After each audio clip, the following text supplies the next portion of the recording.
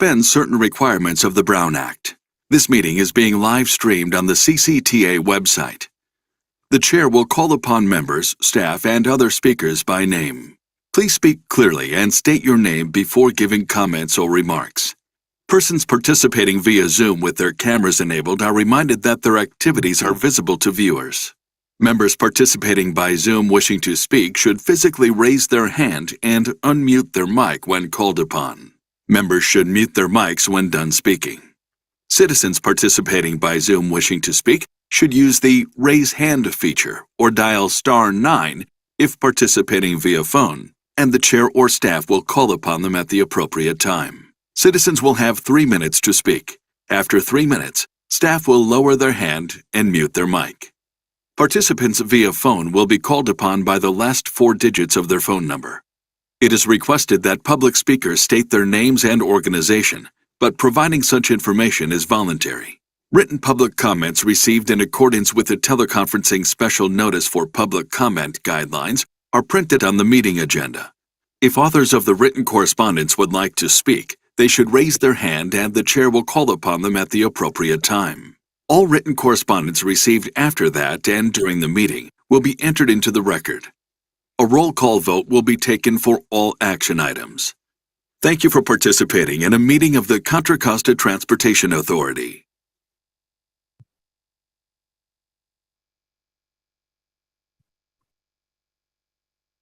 Great, I'm pausing so we admit that person. Okay, Emily, can you please conduct a roll call? Yes. Member Bankert? Member Bristow? Yes, I'm here. Member Carr? Present. Member Esquivel? And Member Hammond? Member Miller? Present. Thank you. Member Moriarty? I'm here. Member Osuna?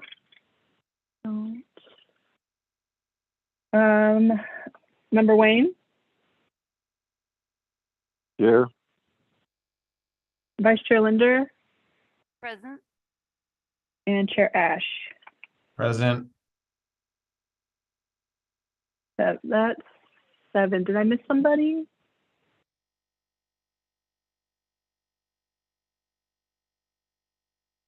I thought I saw 2 other people join. Or I think it was city staff. Uh. I'm only seeing 7. okay. 2, 3, 4, 5, 6, 7. Yeah. All right, so we'll okay, I'll move the agenda accordingly on that note. So the next item on the agenda is public comment. Emily, have we received any written public comment in advance? We have not received any written public comments. Okay, is there anyone from the public attending tonight at the moment? I do not see anybody from the public in attendance. Okay, great. If there is and you'd like to speak, you can use your virtual hand or staff or I will call on you, but I will keep moving through. Oh, wow. I didn't even fully read what happens next. There is an election of a chair and vice chair for the fiscal year 23-24. We're up at that time. That was short. I must have read over that one fast when I was proofing this. Just mentally blocked that out. But I have to skip a vote. So we'll come back to this one later. Am I correct, staff? Definitely need a quorum for that. Yep. Okay, so we will circle back to that. I'm going to move to the regular agenda items until instructed by staff that we have reached quorum. Regular agenda items, comprehensive multimodal corridor plan for Interstate 680. We're going to talk about, so Matt and John are on. Matt, would you like to present this? Yeah, thank you, Chair Ash, Matt Kelly with CCTA. We're here today. I'm here with John Shu and Zach Chop from Caltrans District 4. CCTA is always looking at our various corridors around the county and planning various projects along the corridor.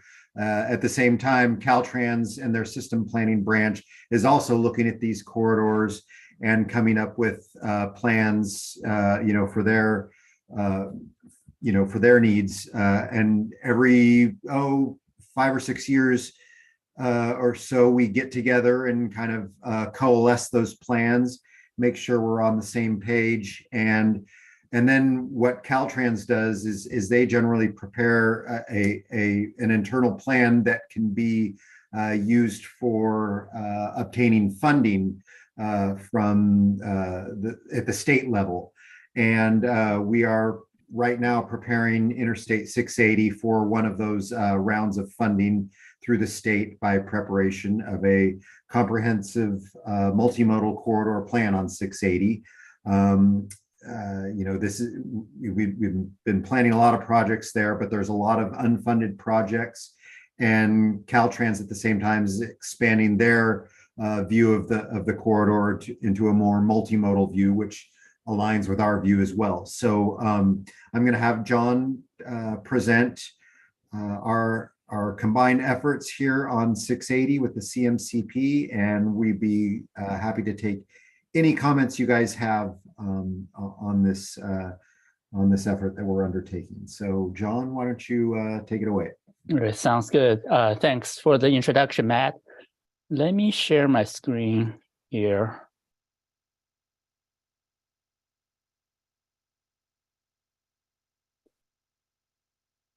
I hope you can all see my screen.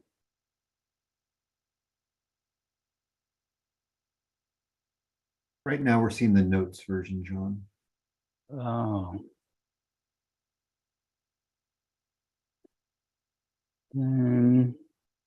Need to figure out how to. I think if you hit the slideshow button in the corner. Yeah, it's already in slideshow mode on my screen. You just have to switch the duplicate view then at the top.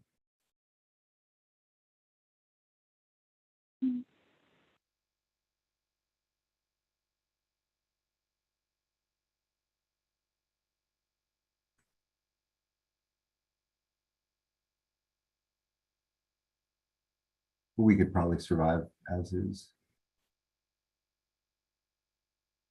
This always happens with every presenter. Yeah, so sorry about that. Don't feel bad. It makes it normal. It's the curse of multiple screens. Yeah, because I have 3 screens in front of me. Here we go. There you go. That looks great. Great. So sorry about that. My name is John Shu. I'm the Senior Transportation Planner and Branch Chief for System Planning East Bay and Santa Clara County Branch here in Caltrans District 4. With me this evening is Zach Chop from my team. I think Louisa might have just joined as well, who's also from my team. So we're here to present the I-680 Comprehensive Multimodal Corridor Plan, or CMCP. So first, I'd like to go over some of the CMCP basics, because some of you may not know about the CMCPs. So what is a CMCP? CMCP is basically a corridor planning document that helps us identify corridor needs and then recommends projects through a collaborative process. I should emphasize that the CMCP is a planning document. It is not a project, although it will try to recommend a list of projects. So why are we doing a CMCP for the I-680 corridor? So first, Caltrans is required to do a long-range corridor planning for each of the state highway corridors. But second, as Matt was alluding to, that there are some funding programs out there that actually require corridor plans before we can apply for funding for some of the projects. An example of that is the Solutions for Congested Corridors program under SB1 or SCCP. This program specifically requires that for a project to be eligible for funding, it must be included in a CMCP. So that's part of the reason why we're doing a CMCP for the 680 corridor. Before I go any further, I want to take a short detour to discuss the Innovate 680 program. Many of you are probably familiar with this program. It's basically a program of projects along the 680 corridor. And there are 6 major components that you see on the screen here. So of these 6 components, the Express Lane completion project has been identified as a regional priority for the region. So we're looking to submit this project to cycle 4 of the SCCP next year. So to be able to qualify this project for funding, we must complete a comprehensive multimodal corridor plan. Now, going back to the CMCP, the California Transportation Commission has developed guidance for the CMCPs that we must follow. So the guidance basically outlines an 8-step planning process that we need to follow. So the basic process is something like this. We start with putting together the corridor team. The corridor team will help decide the study limits as well as establish the corridor goals. Once that's done, the corridor team can start looking into gathering information, conducting baseline assessment, and putting together a list of projects. And then we will be analyzing those projects based on how well they would help advance the corridor goals. And based on the analysis, we can prioritize and recommend projects. And those findings would be documented in a final plan. Once the plan is done, then the project can go through their own development process. But the planning team should continue to monitor and re-evaluate the performance of the projects or the corridor. So it's really a continuous iterative process that we're going through. In this process, emphasis identifying multimodal solutions for the corridor. It also emphasizes collaboration with all the stakeholders along the corridor. So right now, we are in steps 2 through 4 here. So we're still gathering corridor information, conducting baseline assessment, and also putting together the project list. Next, I'd like to talk about the corridor itself. As you can see from this map, this shows the study limits of the I-680 CMCP. It covers the entire I-680 corridor in Contra Costa County, but we're also including local arterials as well as transit services running on or along 680. These include BART, Amtrak, Express Bus, as well as local bus services. We're also including bike and path facilities along the corridor. These include freeway crossings as well as parallel facilities, such as the Iron Horse Trail. We're also including park and ride lots and or shared mobility hubs because these facilities provide multimodal connectivity and help support transit. I'd like to discuss the CMCP development schedule. As you can see, the CMCP started in late 2022. So back in spring, we have completed the corridor goals, objectives, and performance measures. We have also completed the corridor overview chapter. Right now, we're putting together the project list as well as conducting baseline performance assessment. And over the summer, we'll finalize the project list and start the evaluation of the projects. From there, we'll try to develop a prioritized list of projects. We're shooting for a draft CMCP by mid-fall, probably by the end of October. And then we're looking at end of 2023, early 2024 for the final approval of the CMCP. I should note, though, that we're trying to include stakeholder engagement throughout this entire process. To date, we have presented the CMCP to the Innovate 680 TAC/CONOP working group, as well as CCTA's Paratransit Coordinating Council. So that's the overall schedule of the CMCP. Moving on to the CMCP goals. Here are the 7 CMCP goals that you see on the screen. I'm not going to read them, but I would note that these goals are the same goals as the Innovate 680 program.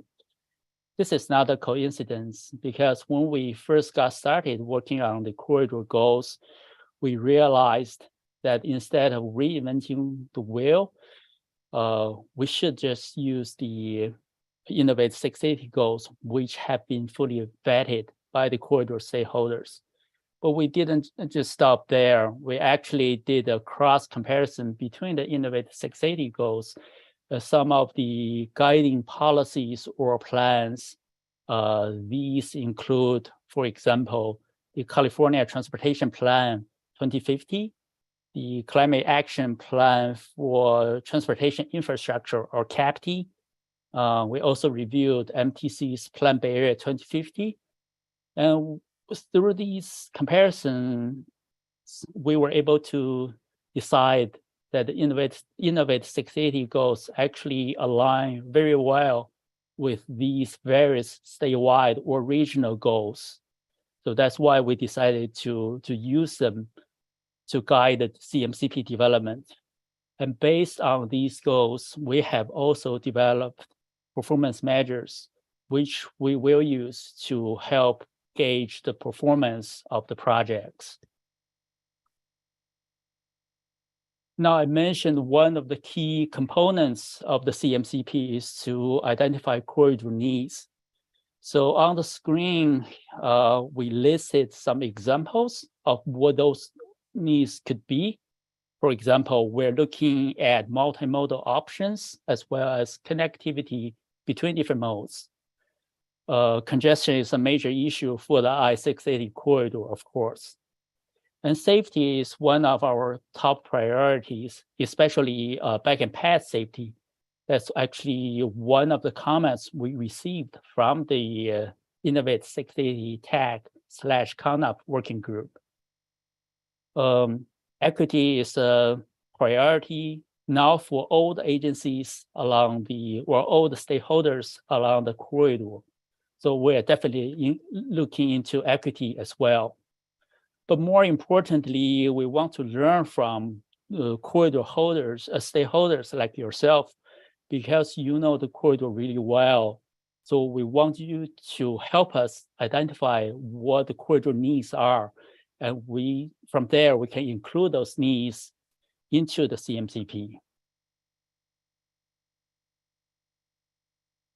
Let's go over the next steps very quickly here.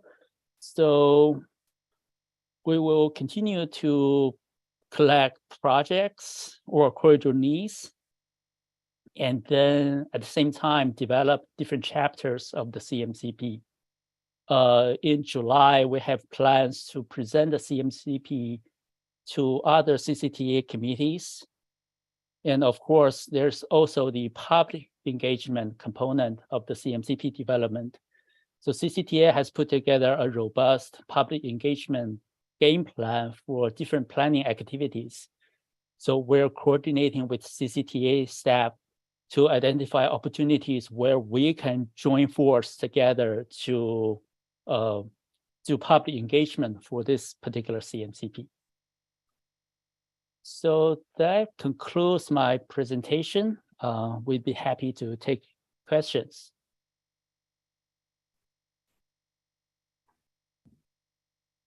Thank you, John. I appreciate that. Is there any questions, comments from the committee?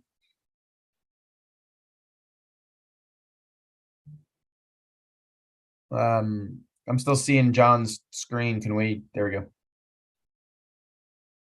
Anybody want to go first?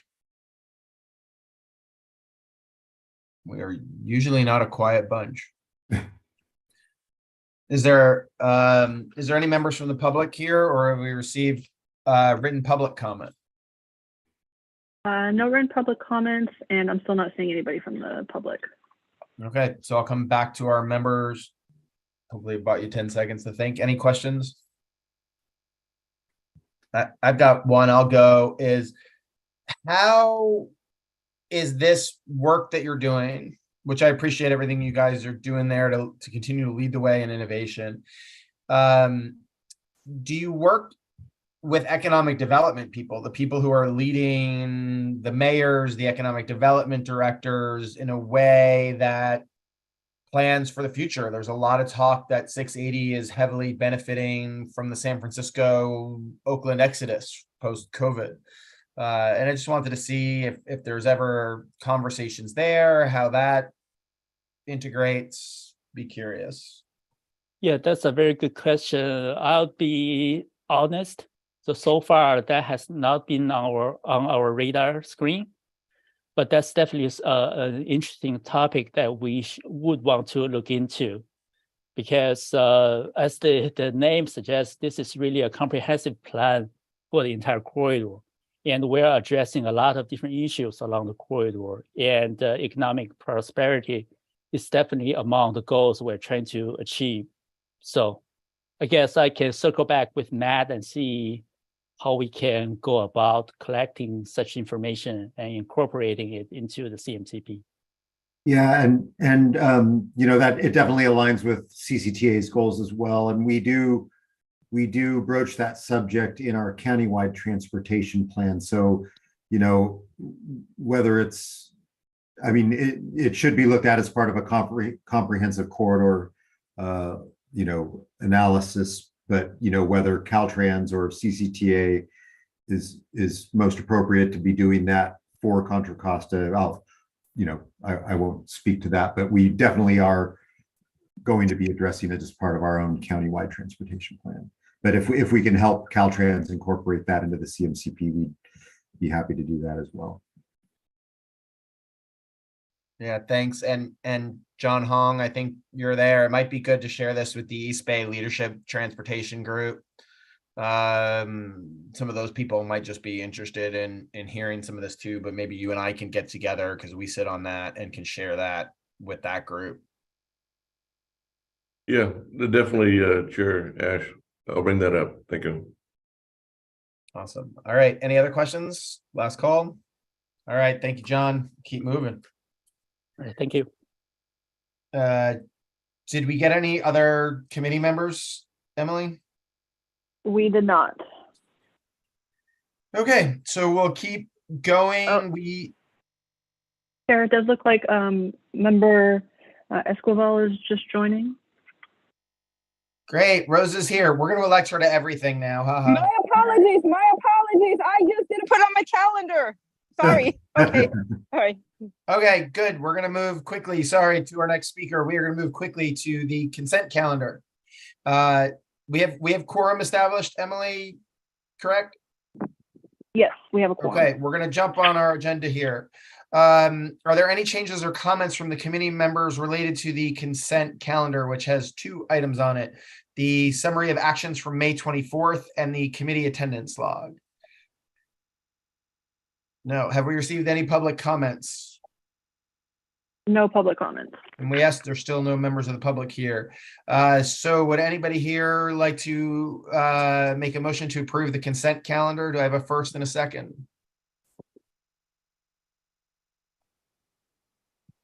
I make a motion to approve the consent calendar, Rosa Esquivel.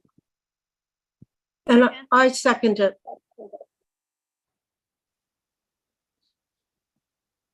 All right, and then now my pages are all out of order, so running the meeting is just going to be, you got to bear with me now. Okay, do I want to go to the election staff or do I want to go to the speaker? Happy Roll. to do.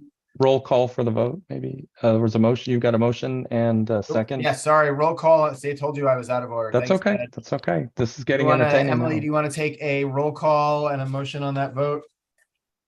Yeah, Member Bristow,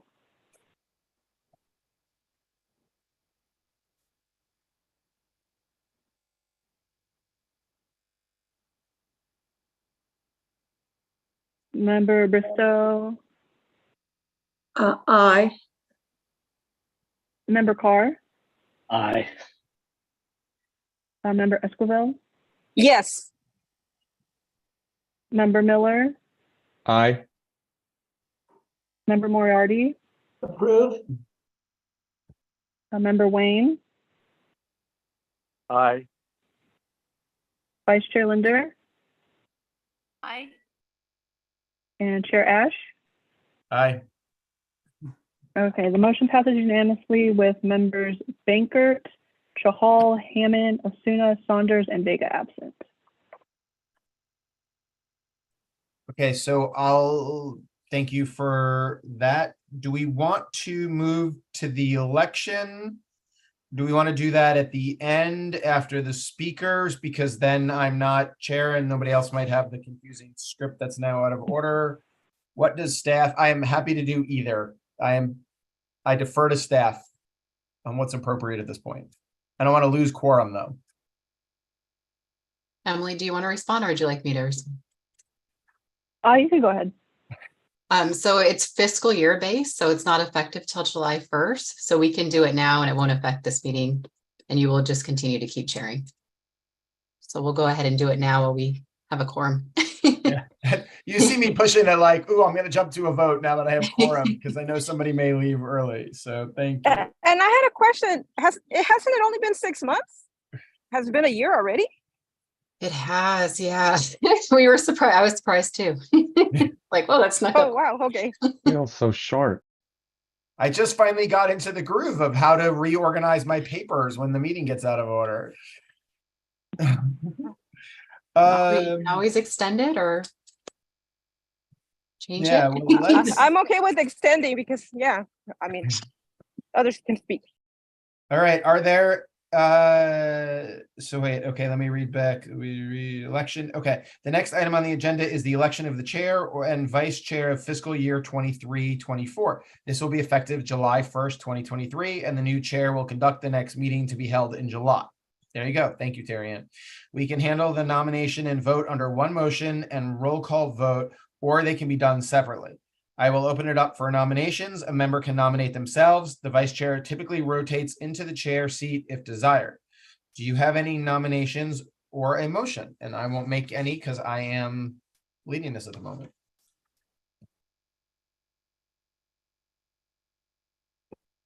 I would Well, like to, the obvious question, given what you just read, is if the vice chair wishes to rotate into the chair or not. And I think that's Member Linder, if my memory serves. Hi, Member Carr. Yes, it is. I would have to respectfully decline. However, my term is going to be up. So I think it should go to new blood. Or someone who will be here past the fall. Thank you. Does anybody let me ask then who's interested? Is anybody interested? Does anybody want to talk for themselves at least? I'll talk for you, Jared. I think there's a learning curve here, and if you're willing to do it another year, I'd be willing to vote for you to do it another year. Thank you. If I will second that motion. I hear my wife cringing in the background.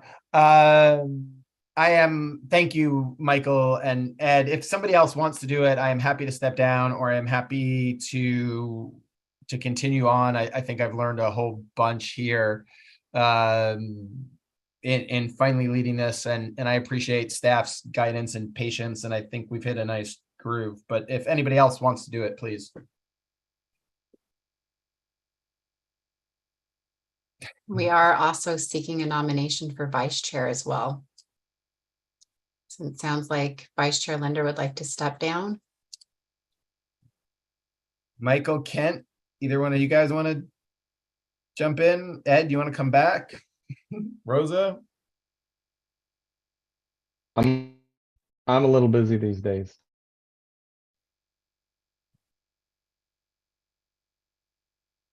Would Patty or Kent be willing? Yeah, Patty or Kathy. I have not been reappointed. My term is up, and I did put my application in, but I have not been reappointed yet. So I don't think I should, it will be my third term, but I have not been reappointed yet. Are you so I don't- appointed, Patty, by the county I am, for the unincorporated? Okay. yeah. Robert Severmento is the one who is handling it, who's going to be speaking tonight. So Terry Ann or Robert, do we know if there is any competition for that application? I do not know. I think they do have more than one application, but maybe Robert can weigh in. We don't hear until they're actually appointed by the jurisdiction. Hi, this is Robert Sarmiento from the county. Pardon my camera here, but yeah, I have received multiple applications for the counties having a county representative to the CAC, and currently in the process of processing it. It'll have to go to ultimately go to the Board of Supervisors for appointment. That should be taking place sometime this summer. Okay, okay, Patty, that makes sense then what you're saying. Let's see where that goes. Kent, Rosa, Michael? Kent, someone with more experience. No, thanks. I would like to move that I would like to nominate Michael for this position as a vice chair. I just think you always have a lot of good comments, and I think it would be a good position for you to take.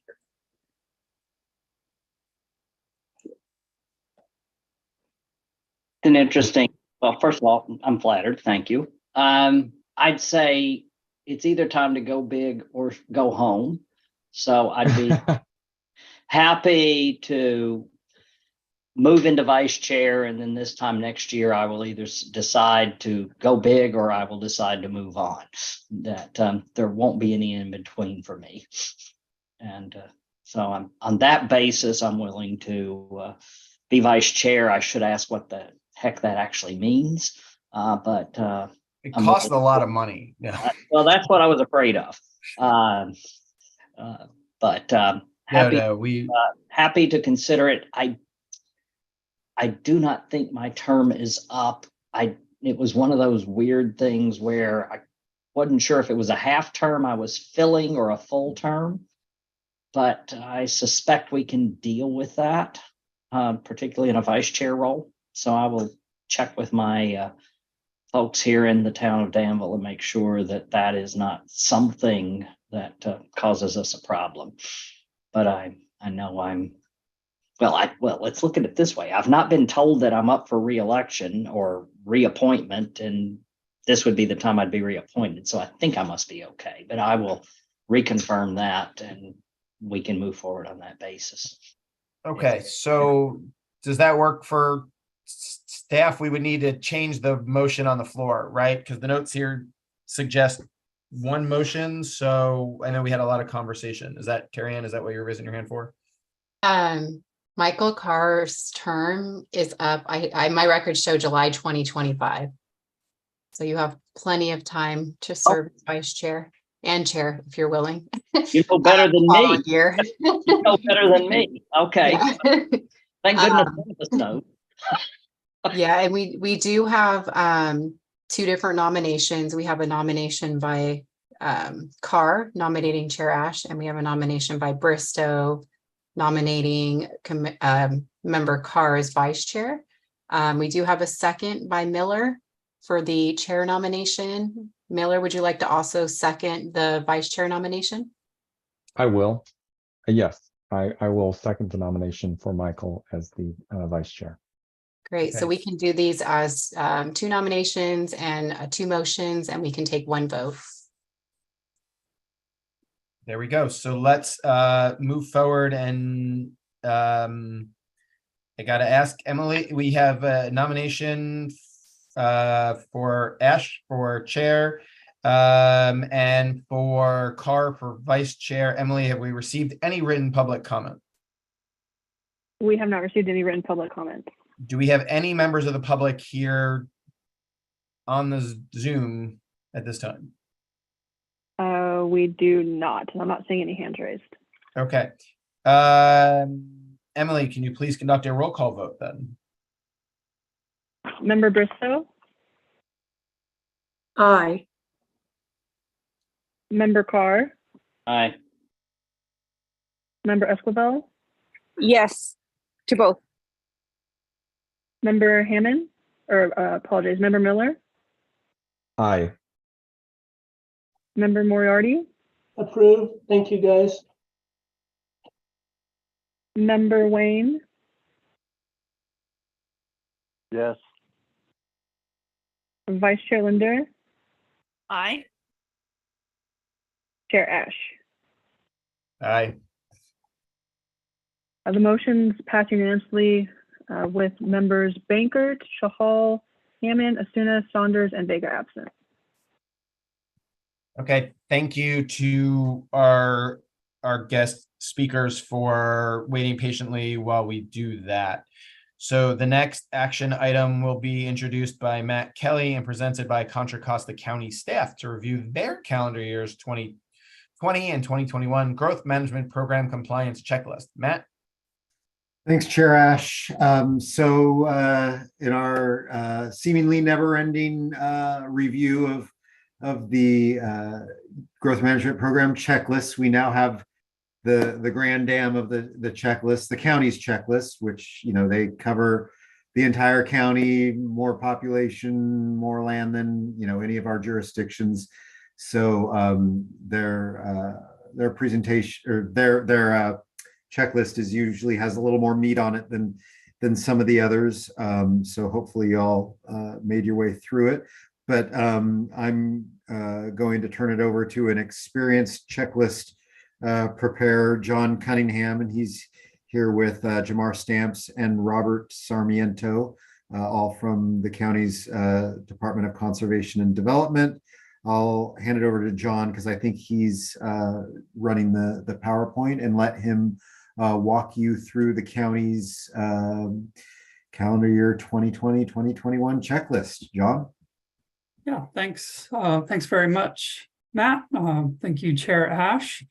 As Matt mentioned, I'm here with my colleagues, Jamar Stamps and Robert Sarmiento. We have a team on this because, as Matt already mentioned, the county is it's both geographically dispersed and diverse as well. And so, you know, we have staff assigned to various geographies, but also assigned to various topics. And so you get the whole team. And the checklist is significant, but I'm not going to go over it in detail. I'm going to just give you sort of samples and some examples, but I'm of course happy to answer questions, as is Jamar and Robert. And I'm going to share my screen here. Let's see. That screen 2. Can you see the presentation screen? Good. Excellent. Oops. I have to move that down 1 second. Folks can still see the presentation screen. My system decided to change here at the last second, and my cursor disappeared as well. That's exciting. You got it, John. It looks Good on our end. Okay, I'm gonna have to guess where my cursor is as I scroll around here. All right. Yeah, so I already gave you the introduction, and Matt did a little bit of it for me with Jamar and Robert here. And I'm going to jump right into our presentation. 1 second. Yeah, so I'm not going to go over all of this text in detail. As I mentioned, I'm just going to give a summary and provide some notable examples. But again, happy to answer any specific questions you might have on any of the material in the packet. And so, I'll go over some of the policies and give you some examples of the actions here in terms of improving air quality and public health.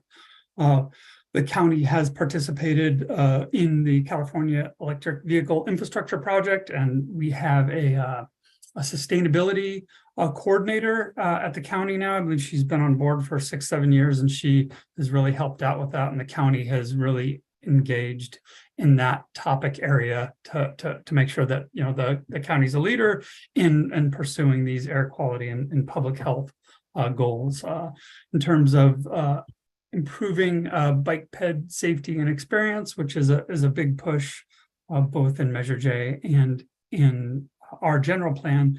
The county conducted the Iron Horse Corridor Active Transportation Study. Actually, that was done by Jamar Stamps, who is on the Zoom right now with us as well. And that study really looked at how to make the most of the Iron Horse Corridor. We're starting to look at our major trail facilities as sort of the highways for bicycles and pedestrians. We have such an impressive, I guess, skeleton of trails in this county. We do want to make the most of it. We have the Iron Horse Trail, we have the Canal Trail, we have the Delta de Anza Trail. And so this Iron Horse study really looks to maximize the benefit of that corridor in the county.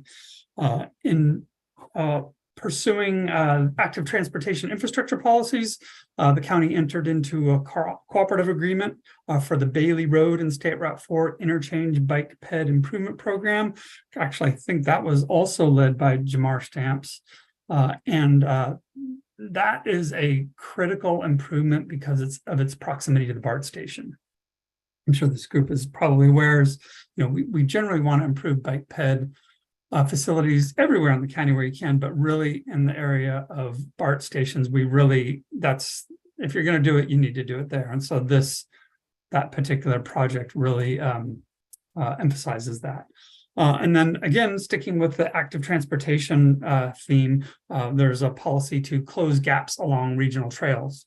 I mentioned earlier that we really consider these trails as sort of the highways for bicycles and pedestrians. And because of that, we really want to close the gaps. And then along those lines, we approved an Iron Horse Trail crossing enhancements project in Alamo. With these trail facilities, some of the, I guess, barriers to making them safe and efficient for transportation is when they cross the surface streets, and you really need to manage those crossings effectively, both for throughput, but just as importantly for the safety of the bicycles and the pedestrians.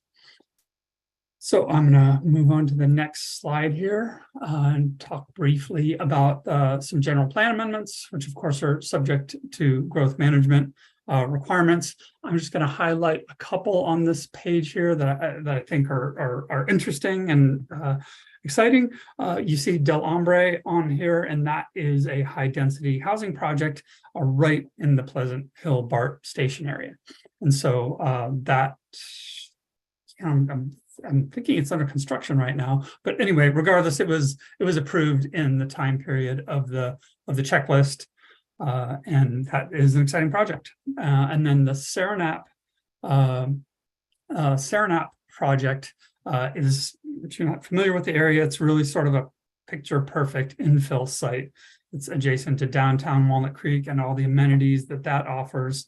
The project retained some of the character of the neighborhood and some of the more beloved shops, but it also is going to provide additional housing and retail opportunities in that area. And so Moving on to development mitigation program, as this group is aware, one of the longstanding requirements of Measure J and Measure C before is the need to mitigate the impacts of development. And so, per the requirements in the growth management program, we participate in the regional mitigation programs. And in addition, we also operate, as you can see on the slide here, 15 other additional area of benefit programs, which are, sort of fee-based nexus programs that fund transportation improvements in the various specific areas of the unincorporated county. And so, the regional transportation mitigation programs those are much broader programs, and these AOB programs are very specific to the geographies that you see listed there: North Richmond, Pacheco, Bay Point, etc. And moving on, this slide has housing, but we also have the complete streets policy here as the last bullet. You can see the status of our housing documents in the first two bullets there. And then the third bullet also highlights the fact that the county adopted the complete streets policy in 2016, consistent with Measure J, but also there's regional requirements for a complete streets checklist. And to be honest, I sort of lost track of all the requirements for complete streets policies. The county was actually a leader in this regard. We actually processed a general plan amendment as far back, I think it was 2008, that adopted complete streets policies. And so we've really tried to push this issue forward for some time now. Moving on, have some notable traffic impact studies that met the threshold for review. You can see the numbers there in terms of trips, and those were circulated per the requirements to affected jurisdictions and RTPCs. And then again, consistent with the requirements in the growth management program, we have our regular capital road improvement and preservation program. We call it the CRIP. It is, most jurisdictions, I believe, call it the CIP, but that is essentially our CIP, and it goes through regular updates per numerous requirements, including the growth management program. And then we, of course, have the required transportation system management ordinance adopted as well. Moving on, where are my notes on this? Oh, that's right. So with the passage of Measure J, again, this is starting to sound like ancient history now, given that it was some time ago.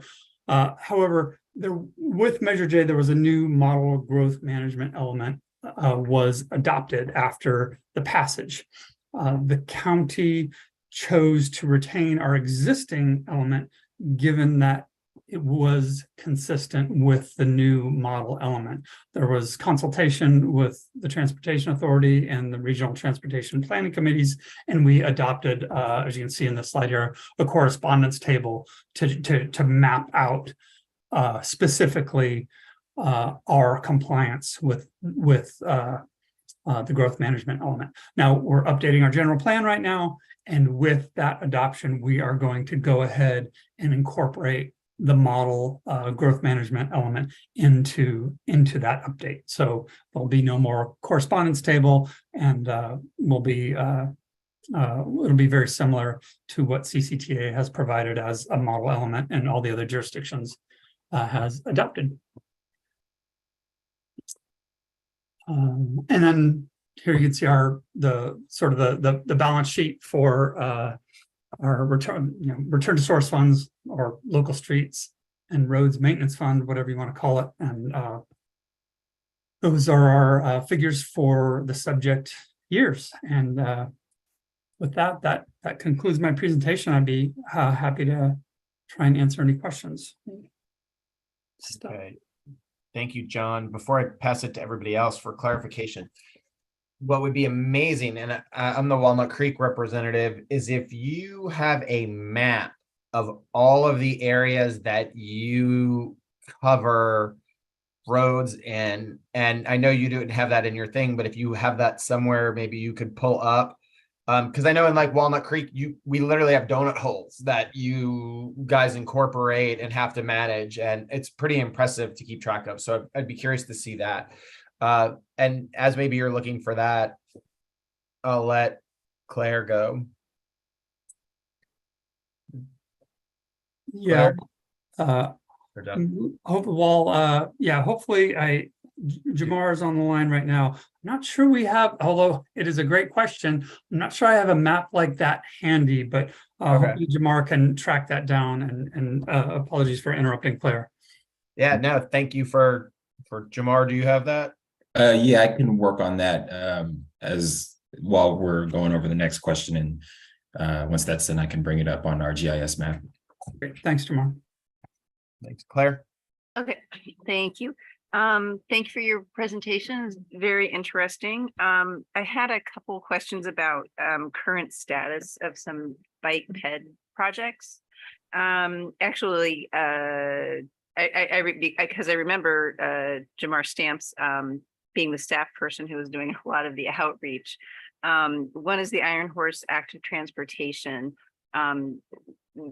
current status, and then the other one was 680 bike ped improvements in the neighborhood near Pleasant Hill BART. That might not be the official name, but that's how I'm recalling it. If either of you or someone else from county could give an update of where those plans are, that would be much appreciated. Yeah, I can provide a quick update on that while I'm hoping Jamar is able to track down that map that Chair Ash requested. And then if I butcher anything, Jamar can come in and fix it. The Iron Horse study was completed, as I mentioned earlier. Jamar was the lead on that study, and that study provided a number of recommendations and backgrounds. And what we typically do with plans like that, it is essentially a fishing license. We have a plan, and so that makes recommendations, and so that lets us go out and seek additional capital grants for those improvements that were identified in the planning study. And so I'm not sure if we have any capital grants out that would fulfill the recommendations of that study, but Jamar can jump in when I'm done here. And then as far as the 680 bike ped improvements near the Pleasant Hill BART station, that again is Mr. Stamps was the lead on that, if it's the project I'm thinking of, and it was along Treat Boulevard. Yes, right. And similar to the last study, the Iron Horse study that I mentioned, that had a list of recommendations, and that really gives us, again, sort of a hunting license to go out and seek funds for capital projects. And I believe the capital improvements that were identified in that study are now funded, and I think they're in design. And so now I'll be quiet, and we'll see if Jamar can give me a grade on how well I recapped his projects. Thanks. That was great, John. Thank you very much. And Member Linder, I'll just add a couple of other bits of information to the tail end of that. By the way, good evening, everyone. Chair Ash and members. Again, my name is Jamar Stamps. I'm with the Transportation Planning Section in the Conservation and Development Department for the county. First, with the Iron Horse Corridor Active Transportation Study, John nailed it. We completed the study back in 2020, and that's been accepted by the board. And now we're seeking capital funding to implement some of the improvements along that corridor, particularly in the wider sections of the corridor, adding a second lane for faster traveling bicyclists and maintaining that along with the existing 10-foot East Bay Park District easement for future use in the trail. The 680 Treat project, again, John's correct. The planning study was completed a few years ago, and that right now is in implementation. We received some state transportation improvement funds from Caltrans a couple of years ago, and that project is currently in design with our Public Works Transportation Department and Caltrans staff at District 4.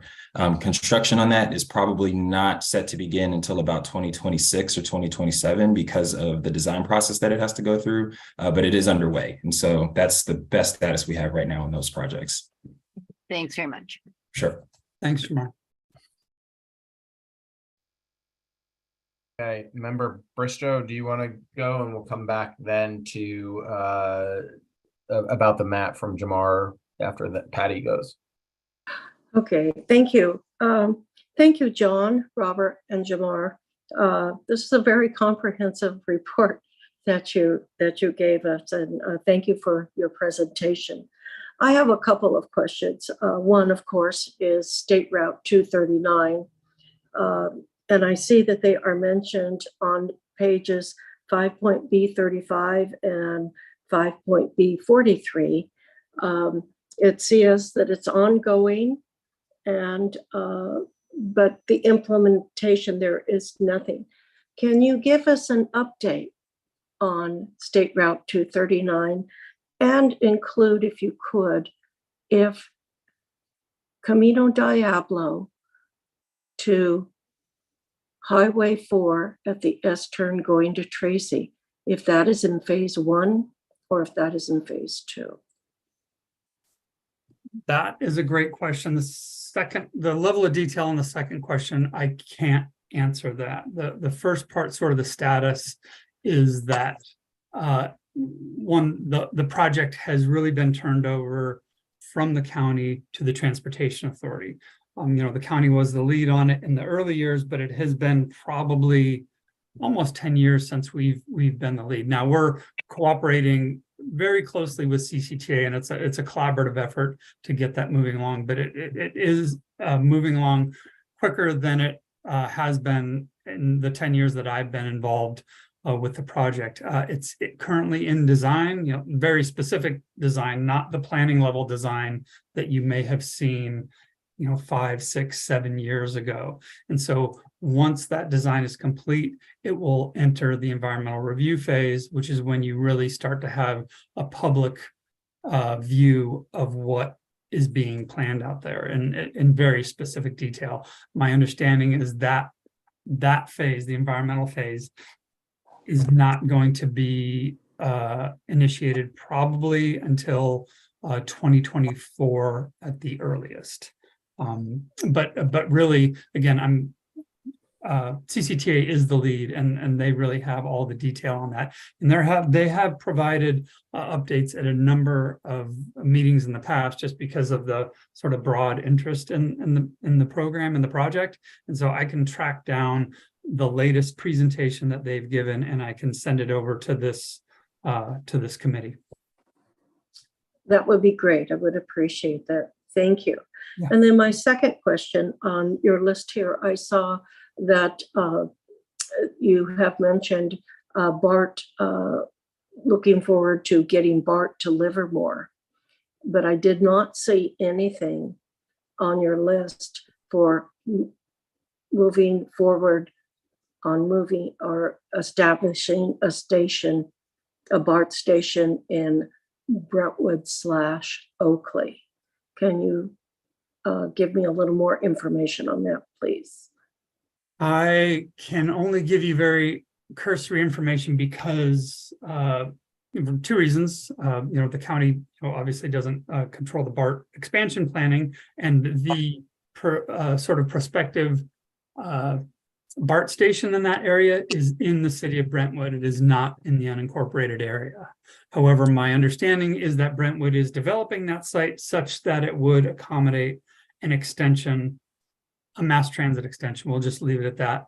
The Transportation Authority actually conducted a high capacity transit study that also looked at a BART expansion. I can't remember the recommendations of that study, but it was completed probably about a year ago. And they did recommend some extension of high capacity transit. It may not be BART, but it might be some similar high capacity type of system. I hope that answers your questions. I'm not trying to be evasive. There are just a lot of things that are outside the county's authority and expertise. Thank you. Thank you very much.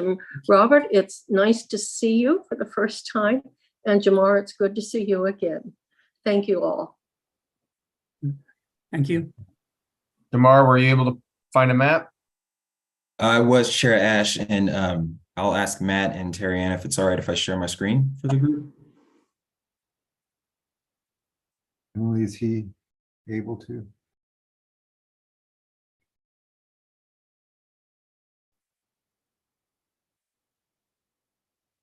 I think I see the option. I'll just go ahead and try it. Cool. Yeah, I had to look up Saranap myself. Found that very interesting between Lafayette and Walnut Creek there. Can everyone see the map? Yep. Thank you. So Chair Ash, you asked specifically about the Walnut Creek area, and I have it centered in that area now on the map. The colored shaded areas are the cities, the incorporated areas, and the areas that are not are the unincorporated areas. And the green lines on the map are the county maintained roads. And so this gives kind of a high level view of what areas in the county are covered by the actual unincorporated territory and which roads are maintained by the unincorporated county. We can zoom in wherever you'd like or travel wherever you'd like, but this just gives some sense of kind of scale of what the county deals with. The further I go out, that public road layer for the county disappears. So apologies for that, but yeah, just for the group, this is kind of the area that we have to cover from a growth management standpoint versus the actual incorporated areas. So hopefully this provides a decent visual for folks that were curious. Yeah, does anybody want him to move to another spot? And you can see right there where I was talking about like donuts, right? Mhm. You have 3 or 4 different pockets that are small and don't really connect. Some roads that both sides of the other road are not in your area, but you have a couple hundred feet to maintain it. No. Okay, Rosa, you got a question? Yes, Thank you. let me make sure I'm on. Okay, hi. So just a simple question. Is this available to the public? Thank you for zooming out in the East Bay side. I'm sorry, the Richmond, El Cerrito area is where I'm from. But is this available for me to get data? This specific map isn't. This is our internal GIS map, but we do have a public facing map. I don't know if it has public roads on it. I can check and then get back with Matt so he can send you the link, but I'll send him the link to the map anyway. And you can see the shaded incorporated areas versus the unincorporated donuts, as Chair Ash referred to it. Okay. A second question. In your recommendations, do you develop policy such as recommending laws to protect property such as bicycles? A bit more just protecting. Yeah, just I would have used my bike more if I was afraid it wasn't going to get stolen. I'm sorry, I think I missed the second part of the question. You said protect bicycles from. She's worried about her bike getting stolen. So who Okay. who implements and enforces those laws, if I heard you correctly? Property protection. Correctly, because sometimes some people might have cheap bikes, like under $1,000, and I think you can steal under 1,000. There's no enforcement, there's no penalties for that. But then there's expensive bikes, and those would be covered. But I was just thinking, is there a policy to shelter protect property bikes so that we can use it more? The good question. Unfortunately, I don't know if I have a good answer for that. I might have to defer to John or maybe Matt Kelly on that one. Yeah, I think in the unincorporated area, it's the sheriff that enforces the criminal code.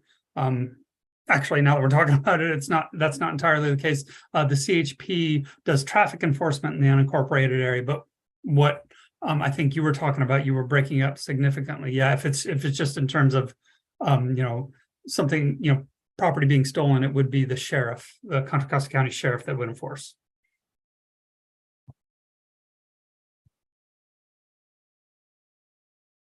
I hope that answers the question. Thank you. Well, no, thank you. I'm pro protecting bicycle property. That's all. As am I. Protect more personal. Ed, I see your hand up. Yeah, I appreciate that. I was just going to say, certainly, I get the enforcement piece there. One of the things that the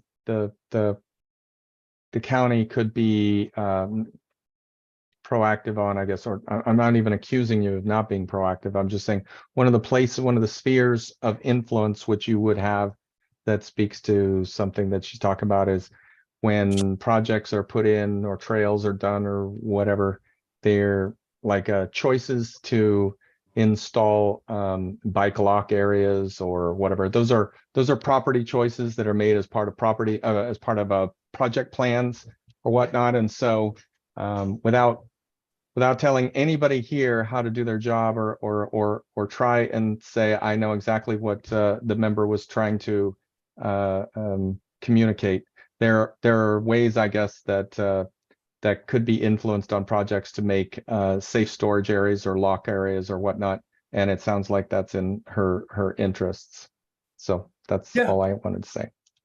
Yeah, great comment. If I could respond, the county's very supportive of secure bicycle parking. In fact, when we updated our parking ordinance, we did incorporate sort of best practice, state of the practice policies for bicycle parking. And this is getting to be a theme here. Jamar Stamps actually led that up when we updated the parking ordinance. And if I'm not mistaken, there's an organization, Association of Bicycle Pedestrian Professionals, that they regularly update bike parking guidelines. And again, those are best practices. And we did our best to incorporate that guidance when we updated our parking regulations. Not to say that we couldn't do it better. We're always trying to push the envelope on transportation, particularly active transportation. And so I appreciate the comment.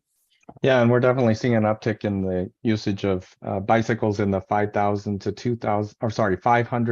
$2,000 range, where you've got your e-bike combos that are being used by commuters who want to use traffic friendly, environmental friendly ways to get to work, but you're practically sitting on the cost of a used car, when you're riding those things. So hey, thanks so much, guys. I really appreciate that. Yeah. Thank you for the questions. And I noticed a theme that Jamar rocks, and we should all become his friend. Claire, you have another question? I just have a quick plug for bike link lockers and their use, and Member Escobar. If you don't have a bike link card, I highly recommend their usage. I'm a bike commuter myself, and I, knock on wood, never had a problem. So and to staff, to the extent you can get bike link lockers installed, my encouragement to do so. Thanks. Great comment. Good advice. Thank you. Okay. Okay. Do we have any members? I don't see any more. Do we have any member from the public in the room or any written comment, Emily? No written public comments, and I don't see any hands raised. Okay. Thank you, Matt, Fine. Robert, and John. Michael's got his hand up. Patty, since you're the county representative, would you like to motion for anything? I would. Thank you. I would like to move that we approve the comprehensive checklist for the unincorporated area of the county as presented tonight. Do I have a second? I'll second. Thank you, Vice Chair Linder. All right, Emily, can you take roll? Roll call vote. Member Bristow, Yes.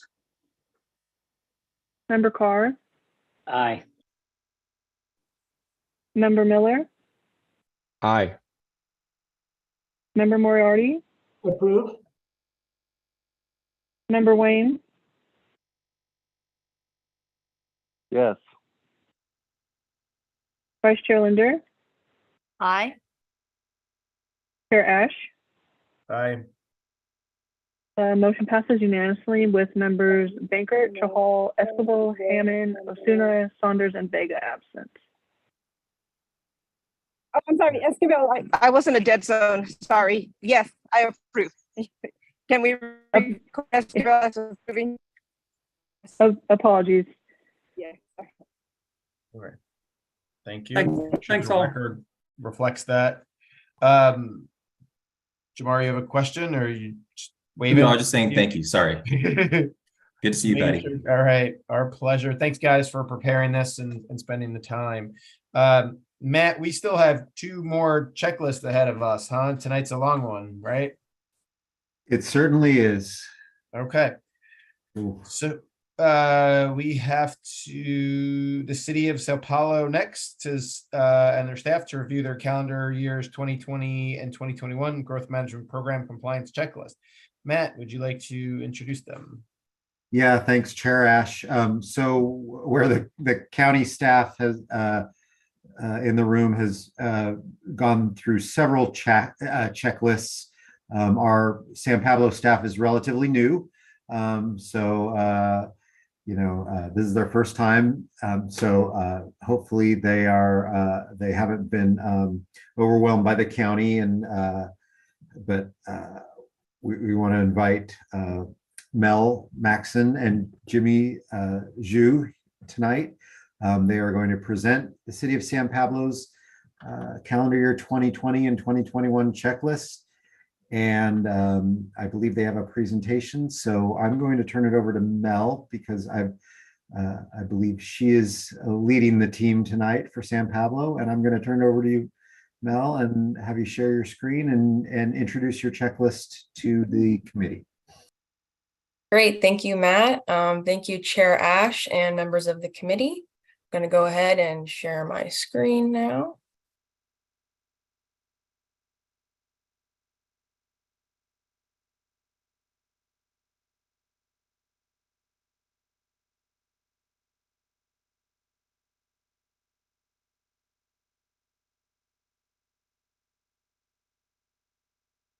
All right, can everybody see this? Yes. Okay, great, thank you.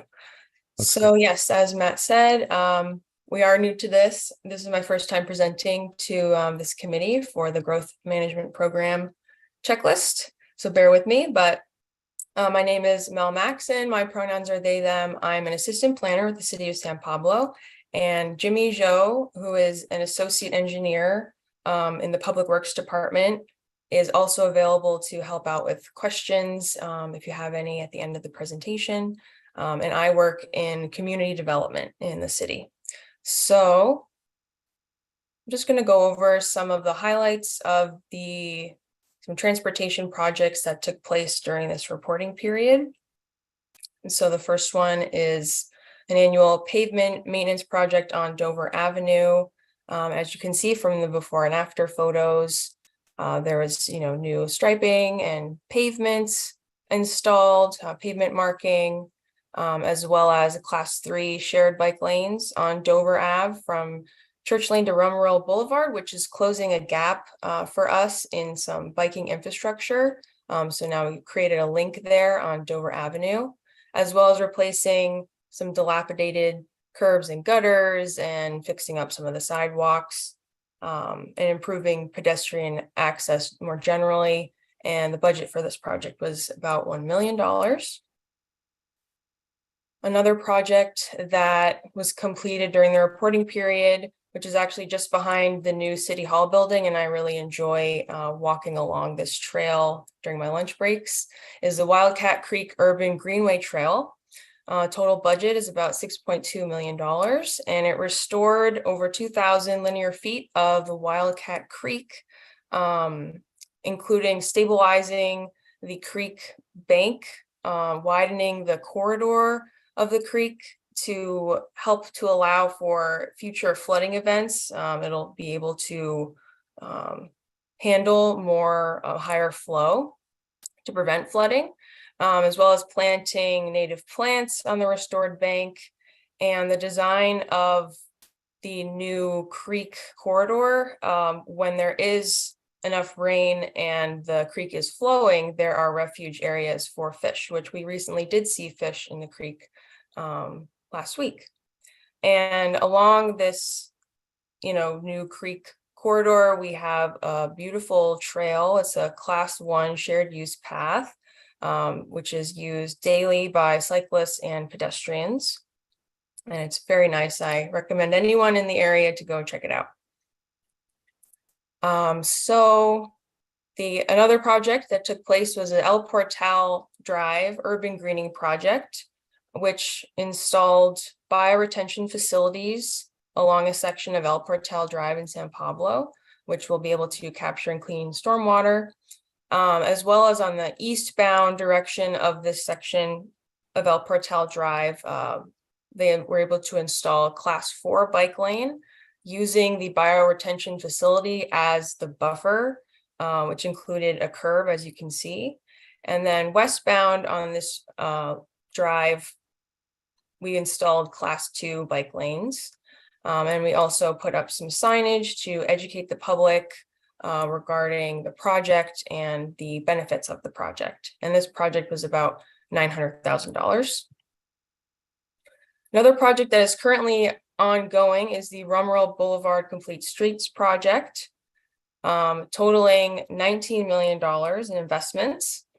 It will include class 4 bike lanes along the project area, as well as a lot of pedestrian safety improvements and comfort improvements, including lighting, flashing beacons, ADA ramps, median islands, widening the sidewalks, planting trees and landscaping, as well as benches and trash enclosures, and also improving storm infrastructure and bioswales for any flooding events, as well as typical asphalt repair, slurry seal, and traffic signal systems. And this is ongoing. We're estimating completion at the end of the year. So moving on to some of the major development projects that are going on in San Pablo, I'm first going to go over some of the RHNA numbers for the reporting period. We did have a bit of a spike, as you can see, from 2019 to 2020. We went from 7 to 19 units that were permitted. However, most of the units that were approved during the reporting period of 20 and 21 were ADUs. And then we also had a few single family residences, but not any multifamily, like large multifamily apartment buildings or anything of the sort. But there were a few that received their planning entitlements during this period. So not building permits or completion by any means, but they are coming down the line here, which I'm going to share with you now. So we have some exciting multifamily mixed use residential development that is coming in San Pablo, including the Alvarado Gardens, which is going to be constructed on the former City Hall property. So we recently built a new City Hall, which is very close to the old site. The city was able to sell the site for redevelopment, and it's going to be 100 units total, and all of them are going to be affordable. Phase 1, which is going to be the first 50 units, has just recently started the demolition of the old City Hall building to begin construction of this new development. We also have a supportive housing redevelopment project in the works, which this is an old existing vacant office building that is being redeveloped into permanent supportive housing for people who are dealing with homelessness. There's going to be 42 microhousing units with a capacity for a total of 60 residents, and that is currently under construction. We also have another mixed use multifamily development, which will be a total of 91 units. 19 of those will be affordable housing and over 9,000 square feet of commercial space on the first floor. So overall, San Pablo has been involved in a number of plans, programs, and projects during the reporting period, including some amendments to our ADU ordinance. We adopted an affordable housing strategy, hired a housing analyst, and we also obtained some grant money from SB2, REAP, and LEAP in order to hire some consultants to help us with our general plan and housing element updates, which are currently ongoing. as well as we're looking toward the future along with the general plan update to rezone some sites and kind of targeting those sites for potential redevelopment and looking at our priority development areas for future housing development. And we also completed our Safe Routes to School master plan during the reporting period, as well as a San Pablo bike and pedestrian corridor study. And for San Pablo's involvement in regional transportation planning, it has pretty much remained unchanged from the previous reporting period. So we're involved in a lot of regional planning efforts, and that is both through the Public Works Department as well as community development. So with that, I thank you for your time, and I'd be more than happy to answer any questions. And then we also have Jimmy on the call as well to help with any Public Works related questions. Mr. Miller? Yes, thank you very much. First of all, Mel, you managed like someone several years, not over what you are actually, because I'm looking at this, and just so you know where my mind was going as I was carefully paying attention to your presentation, when you had your spreadsheet up and you were showing year-to-year changes and whatnot, I was already as a former planning commissioner of my city about to ask you the question of, were you getting some heat or worried about getting some heat from the state about potentially not, filling in a lot of the RHNA numbers from the last allocation cycle? And then, of course, the very next slide is, bam, you hit me with like 100 units, and then followed by a couple more. So now I'm gonna go to this. You said that you adopted a strategy, housing strategy this year. And I just wondered if you could talk a little bit about some of the pieces of your strategy, or what has been so successful in bringing some low-income projects, or below, or very low, very much below. Because a lot of these other communities, and Clayton's not huge either, that's where I'm from. A lot of these communities, we don't have as much success as you apparently do. So congratulations. Thank you. I wish I could speak more about the affordable housing strategy that we adopted. It was before my time with the city, as well as all of the projects that I showed you for housing. But what I believe the housing strategy just really identified different sites as potential redevelopment sites in the city and kind of targeted those. I think something that really helped the city have the capacity to support all of this multifamily housing is, within the last 10 years, there is a few parcels in the heart of the city that used to be trailer parks and mobile home parks that were purchased by the city and redeveloped. And so a lot of that land has now been sectioned off, and part of it is now the new city hall. We have a healthcare center that was constructed there, a WIC office. And now we're going to be building a new police facility on one of those sites. And then one of the projects that I just presented on is going to be located at one of those sites. And so I think that contributes to it. So there's, in San Pablo, we're mostly built out. So to have available land and parcels for large developments is hard to come by. And so I think the surge that we're seeing is partly attributed to that recent redevelopment and the availability of the parcels opening up. Well, you're not only good at what you do, but you're not taking credit from anybody else who's done work prior to you. So anyway, I appreciate your candor, and thanks very much. Thank you. Hey, I saw Kent next. Looks like we have a lot of questions. Kent first. Yeah, thanks for that. I am always really inspired by what San Pablo is doing with all the getting grant money to do all these cool active transportation projects. The Rome Rail Complete Streets project is huge, and the Wildcat Creek is exciting. The El Portal, using this raised bioswale to create a separated bike lane is new to me. I think that's a great idea. I'd like to see more of that.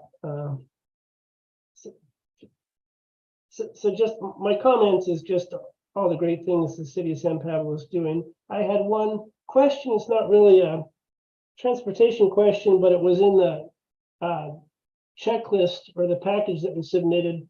There was mention in the CIP of a full trash capture device. And there was just a picture of it. And that was really interesting and unique to me. And I was wondering if you guys could just explain what that is and how you're using it. Could you repeat, Ken, what it's called, a trash capture device? A full trash capture device, and it just had a picture of it. It was like this big canister. And if you guys aren't prepared to answer it, that's fine. It's kind of out of left field, but I just saw a picture of it and I was intrigued by the city going to doing something creative to address trash. I can take that question. Good evening. This is Jimmy with the Public Works Departments.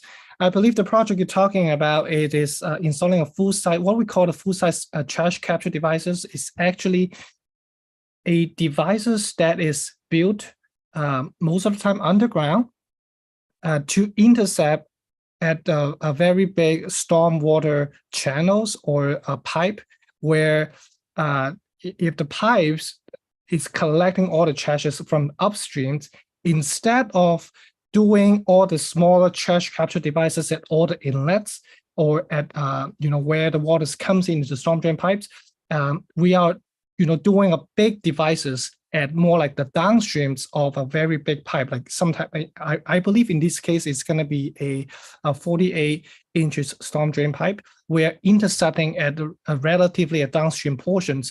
So instead of doing all the small collections at one location, we're trying to intercept all the trashes at that locations to prevent the debris going into the creek as an effort of to promote clean waters. So that's kind of the idea behind that.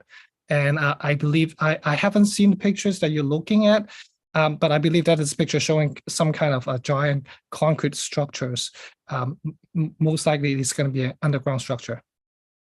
Thanks. That's exciting to hear. It looks like you're spending $3 million on it, so it's a pretty significant project. So I'll look into it more on my own. Thanks. No problem.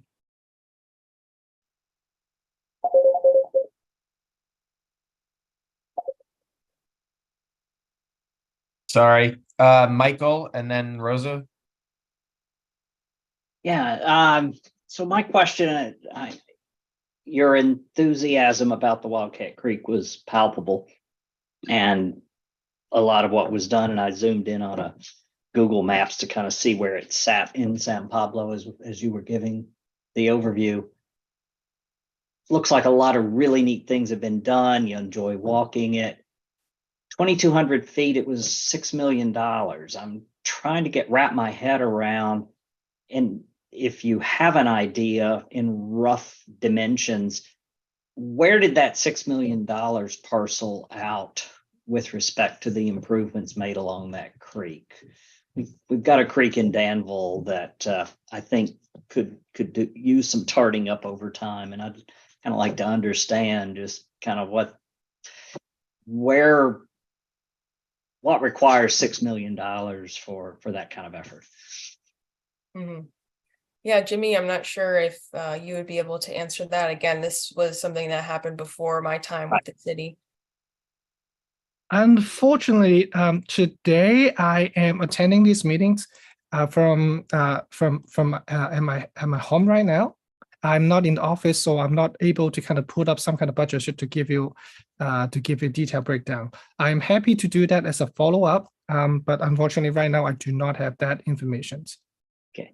Yeah, I wouldn't want you to turn on a bunch of work, but if there's something that's kind of readily available that says this is roughly speaking, where the funds went to do what we did, and perhaps the beginning and ending point, what were you starting with? Was it, a real, heap to start with and mitigation, and or was it a decent starting point? Just trying to wrap my head around that whole effort, because it looks like the outcome was a really good one, and maybe there's something that we could all learn from that. I think a big part of that is that as Mel mentioned earlier, the city purchased that, the whole big parcel. So we had the right of way to begin with.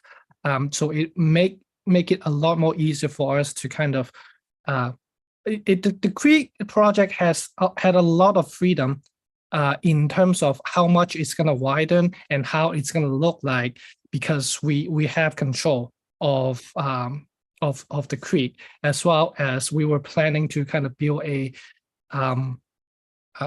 class 1 share path use, and that's going to be acting as a creek setback that helps a lot of other buildings to be able to develop on the other side of the trail. So I think part of the reasons is we had the freedom to do what we want to do, and to be able to section out those parcels in where it would make sense for us for the creek and the trail and other development parcels to kind of make sense in a way. Thank you. Sounds like there was some eminent domain purchase to get the right of way and so forth. So there might be some property costs in there, and property costs always eat a lot of money in this part of the state. I've heard land acquisition feature in that answer. Indeed. Yeah, Rosa. Hi, I'm your neighbor from El Cerrito. I wanted to thank you both for excellent presentation, and maybe I'll make the motion to approve your presentation or your report and checklist. But my question is are there any projects that were rejected in San Pablo? And can you define rejected? Not approved, or like, what did anybody? Housing or maybe other? what you considered and said, no, we're not going to go forward with that. Mel, I'll let you take that one. Do you know on top of your head any? So I don't believe so. If anything, what usually would happen if it's contentious, the item might be continued to the next planning commission meeting with another study, like a traffic study or something required before that meeting would be taking place, so that the planning commissioners would have a bit more context. But largely we haven't had pushback to the affordable housing or housing in general, we're fortunate in San Pablo that often our residents kind of trust what the planning commission is looking at, what projects that we're wanting to pursue. We even last night, we had the planning commission met, and another housing development with affordable units was approved without any hullabaloo. So no, I would say we haven't had anything rejected. Okay, thank you. And that means that if I were to make a presentation and request no affordable, just build something, then that would probably also be approved. It could be. A lot of our parcels are very small and makes them hard to develop. So often developers are incentivized for like a density bonus to have, or concessions to include affordable units. So oftentimes most of our multifamily developments will include some affordable housing just so that they can get some of those concessions and bonuses on density or setbacks and that sort of thing. Okay, well, thank you for your presentation. Thank you. If you don't mind, I just also like to add a comment about project being rejected.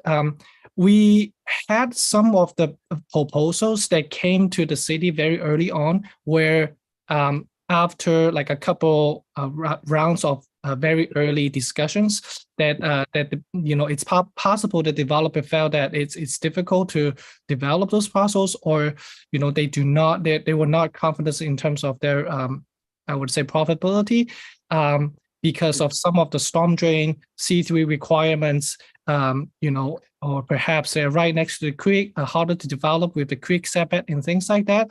That we did have some of those proposals fell through. The fortunate part is that there will be a different developers that picks up those parcels later on and would be interested and have a project that they eventually got approved. So I just want to add that. Okay, thank you very much. Very interesting. Thank you. Okay, thank you. And can you guys shut down your screen there Oh, so we yeah, can sorry. see the rest of us? Thanks. Easier to talk. One thing on the mixed use spaces, and I know those projects went in, but this is something that I've learned recently at an economic development summit. A lot of those storefronts are being left vacant in the mixed use, and at least half of them in a lot of buildings in the last couple of years. Some of that's COVID, but the other part is the way they're built and the height. The developer of those makes most of their money not on the storefronts, but on selling or renting out the units for housing. The problem is then they reduce the retail space to maximize their height and everything else. And if the ceilings are 10 or 12 feet, they're not enough to attract high level retail. And they need to be in that, I forget what it is, but it needs to be in that 12 to 14 foot range. And most of them are finding that they're 2 feet short. And so you're not attracting, like a Starbucks won't go if they can't put in their correct overhead. And they need that extra space. And that's happened in at least, there was 42 known projects that somebody could point to in a variety of cities from Cupertino on over to Fairfield, where that height requirement on those mixed use was becoming rapidly a problem. So I wanted to share that. The other thing I want to show, and Terry Ann or Emily, please correct me if I am wrong, but since you're new there, we need a representative from your city on this committee. So I am, thank you, Matt. If we move to do this, please keep in mind that you don't have anybody from your city moving this motion to do that. So please help us find a smart, sophisticated person that could add value to this group and submit that. And you would submit that, I believe, Terry Ann, to your city clerk, who would work with Terry Ann and Emily to officially bring them on. But we want some good quality bodies to be here. Terry Ann, anything there to add? Nope, you got it. Can't miss a beat there. So Rosa, I think you and Richmond doesn't have anybody over there either. So your side of the county is not so represented here. So Rosa, I think you are the closest one. Yes, let me switch over. Yes, I make a motion to approve the City of San Pablo report and checklist. Ed, are you seconding that? You're shaking your head. Yeah, I was gonna say that sounds good. I was shaking my head because that was a good motion. I'll second that motion. Okay, Emily, can you please take a roll call vote? Member Bristow, Yes. Member Carr, Aye. Member Esquivel, Yes. Member Miller,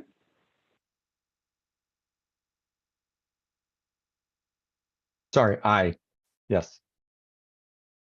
Member Moriarty, Approve? Member Wayne, Yes. Vice Chair Linder, Approve? Chair Ash. Aye. Motion passes unanimously with members Bankert, Chahal, Hammond, Osuna, Saunders, and Vega absent. All right. Thank you guys for your time. We really appreciate it. Up next is the city of El Cerrito, who does have a member on the committee. So thank you guys for doing that. Mel, I know that's not on you, but I appreciate you helping us out and finding somebody. Of course, I'll do my best. So Matt, do you want to introduce El Cerrito? Yes, thank you, Chair Ash. So our final checklist of the evening, we have another experienced checklist presenter and preparer tonight. representing another one of our smaller cities. So we had the biggest jurisdiction and then two of our smaller West County jurisdictions. So I'd like to introduce Yvette Ortiz. She is the Public Works Director for the city of El Cerrito. And she has, like I said, has done a few checklists in her time. So I'm just going to turn it over to her and let her present the city's 2020-21 GMP checklist. Yvette? Thanks, Matt. Good evening, Chair and committee members. My name is Yvette Ortiz. I'm the city's Public Works Director. And yes, I've done a few of these. So hopefully I can provide the information that you need. Tonight, I wanted to highlight the projects and development that are described in detail in our checklist. So I will share my screen. How about that?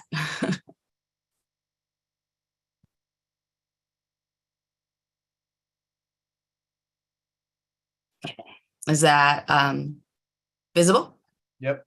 Great. As I mentioned, I will highlight some transportation projects, some housing production numbers, and just major development in the city in general. In terms of the reporting period in 2020 and 2021, we continued progress on our active transportation projects to improve pedestrian and bicycle facility, access to transit, as well as support our transit-oriented development.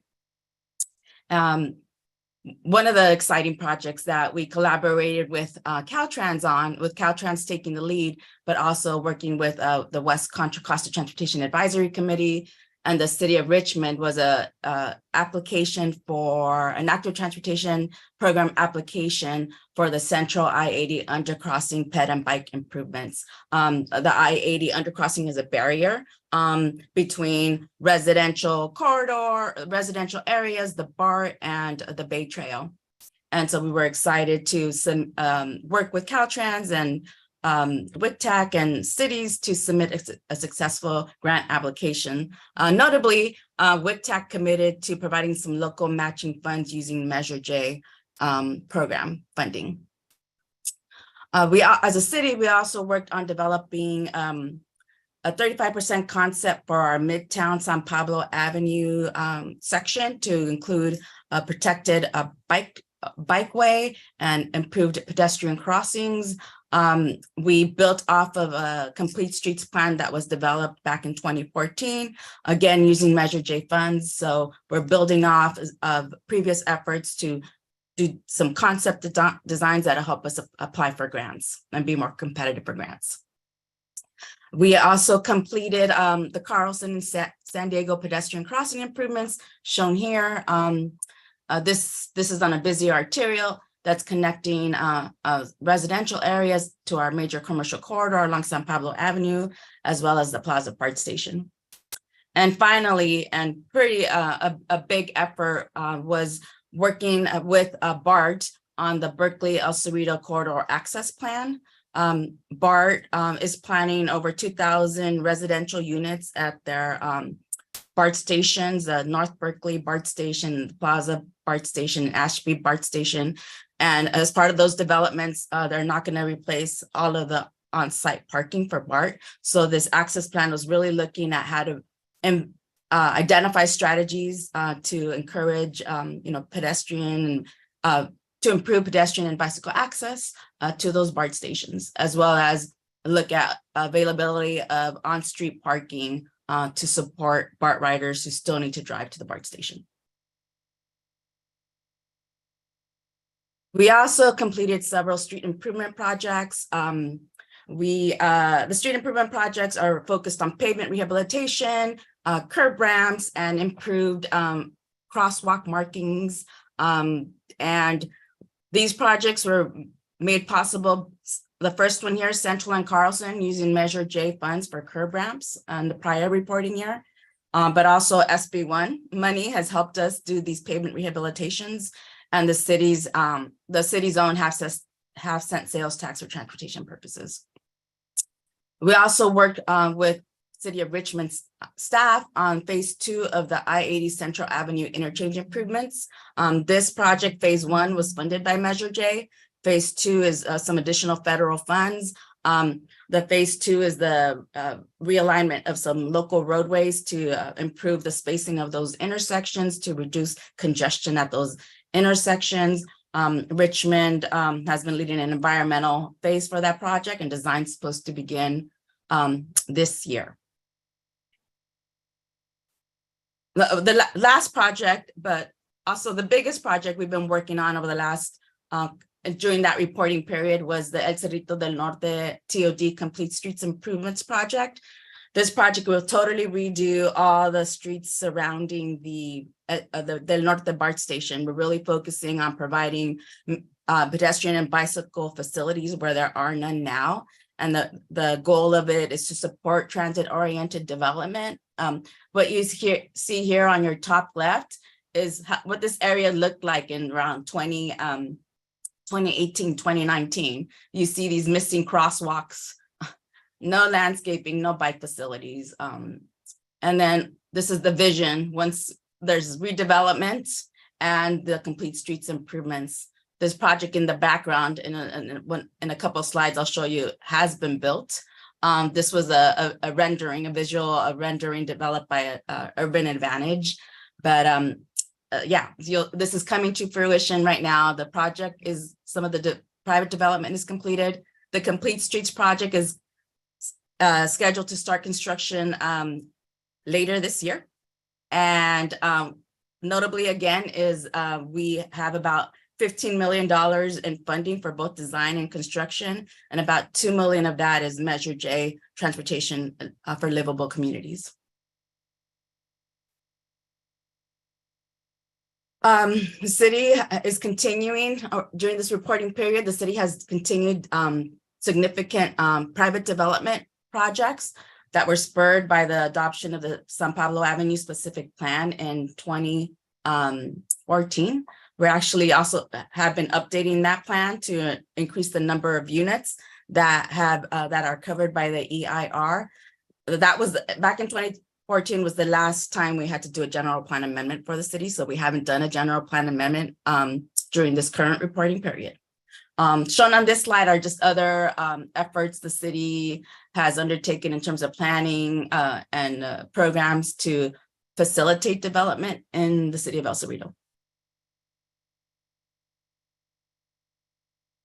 This slide just gives you context as to what the specific plan helped us accomplish. It was a really big turning point for the city. Most of our housing production was prior to 1970s.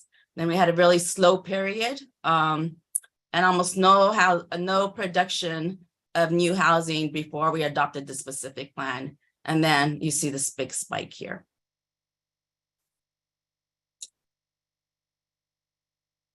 We have this map is available on our website, and it really shows all the development that has been approved in terms of entitlements when constructed as a result of the specific plan. Things did slow down with COVID. We had been really busy getting new applications. When COVID hit, just the applications kind of slowed down, but we still have projects in the pipeline that were continuing to be constructed. So this slide shows some of those projects that were constructed in 2021. We had close to over 150 units that were either under construction or completed in 2021. And these are shown here, and they're all throughout town. This one is in Midtown area near City Hall. This one is just a little bit to the south end of San Pablo Avenue. And this was at the western end of the specific plan area. So in terms of things slowing down, in 2021, we received new applications for developments that were approved. It was about 150 units compared to the number of units you saw in the previous slide. And 5 of them were below market rate housing units. So this slide just gives you a summary of all the affordability, affordable units that have been constructed through this specific plant effort. And finally, and this is out of my wheelhouse, but definitely a summary of our regional housing needs allocation and progress the city has made. The city is well on our way to meeting our RHNA targets. And we have more projects in the works that will even improve the numbers that you see here. These numbers were as of December of 2021, but we've had additional units that have come in since then, with the biggest one being a transit-oriented development that's proposed on the Plaza BART station parking lots that have over 700 units being proposed. That concludes my presentation, and I'm available to answer your questions. Thank you. Great. Thank you. Who has the first round of questions?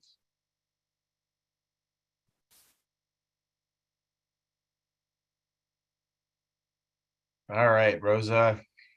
You can ask about your city. Yes. Oh, sorry. I was trying to unmute. Thank you very much for your presentation. I do have a bunch of questions. Let's start with the biggest one, the I-80 Central Avenue corridor. It is a mess. I'll share. It smells like dead human there. So, and we have a big mess. It's always congested. There's phase 1's done already, and there's a phase 2. I haven't seen any improvement in terms of the congestion. It's the 2 lights there that always clog everybody. And it's probably just best to avoid that area, but sometimes you just have to go through there to go to Costco. So are they going to improve so that we can have less congestion? Yeah, so the I-80 Central Interchange Improvements Project consisted of 2 phases. Phase 1 was an operational project that focused on the weekend peak hour, which was the most congested. Mm-hmm. And it included the construction of, or the installation of 2 new signals at the I-580 ramps and a left turn restriction during the peak hours on the weekend. But that was going to provide minimal improvements during the weekend. Phase 2 is really about reconfiguring the local roadways to provide additional space between the signals, between the off-ramp signals and Pierce Street, which serves that regional shopping center. And it's going to increase the length of space between those signals, add left turn pockets so that you can better time the signals and get left turners out of the way from those vehicles that are going towards the freeway. So yes, our goal is to improve that corridor. You'll see a bigger improvement as part of phase 2. City of Richmond is taking the lead on that and has been going through the environmental phase, and now they're moving into like right-of-way acquisition, because there is some right-of-way acquisition that's required as part of the local roadway realignment. And construction is anticipated to start, if everything goes well. Design is going to start later this year, like detail design, and construction hopefully in 2025. Okay, and thank you for giving me hope that hopefully it'll improve on phase 2. The other concern, I actually walk. I love walking down to the Costco area. There's a dog park. There's a lot of hikes. We can go to the Marina Bay. I like to ride my bike, and I will never walk on the sidewalk. I will block traffic. I walk on the street because there are people there who do drugs, and there's all kinds of needles on the street. So it's really unsafe. And so I love riding my bike, but we only have like 2 lanes, and like the bicycles don't fit, pedestrians don't fit. People that do drugs have taken over. They own everything, and it's really dirty and unsafe. And I've seen people walk down with machetes and pipes, and so it's pretty. Is there any design in there to keep people from being comfortable, like just keeping? I mean, it should be more pedestrian friendly, more bicycle friendly, and definitely and safe for the people who want to walk instead of drive a car as well. Yeah, and perhaps I can share my Mhm. screen again and show you what is proposed. I was mentioning earlier about the project that we're working with Caltrans and WICTAC and City of Richmond, the Central I-80 undercrossing ped and bike improvements. And it's shown here on the top left. The goal is to really improve this area to make it more comfortable and safe for pedestrians and bicyclists. As you mentioned, the sidewalks are narrow lanes, and of course we have there's homeless encampments in that area as well. But the goal here is to really add an improved ped and bike path off of the roadway, and add lighting, add some fencing to really improve that area. And it's going to be similar to Powell Street in Emeryville that has that improved undercrossing for peds and bikes. Okay. Oh, So that'd be this this is a major improvement for this area, and it's funded with a state federal state funding from the Active Transportation program, and then the Measure J funding, and cities are also contributing funding as well from their local funds. Thank you. Thank you. Can't wait till that pedestrian. And just one last comment, it coming from other people from the public that I've heard. A lot of people, I've heard a lot of community members mention more lighting along the bike path, especially underneath the bike path, underneath the BART tracks. So environmental, yeah. So a lot of people, we do like to walk underneath and ride bikes.